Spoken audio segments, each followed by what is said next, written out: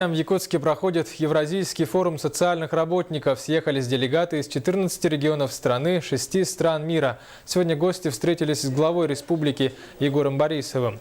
Илдархан коротко рассказал о жизни и достижениях Якутии. Также затронул тему работы социальной сферы в республике. Так Егор Борисов подчеркнул, что уже около 20 лет в Якутии реализуются проекты по строительству школ и социальных объектов. Только за последний год построили по всей республике 44 школы, также детские сады, спортивные и культурные объекты.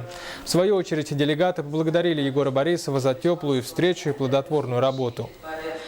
Для нас было очень важно познакомиться с опытом работы ваших социальных служб. Но вот вы говорили о важности инвестиций, но мы хотели бы надеяться, что наш форум – это и небольшой социальный вклад в социальные инвестиции, потому что мы смогли показать многосторонний опыт различных стран мира и российский вашим социальным работникам, которые на форум приехали, а их было 550 человек.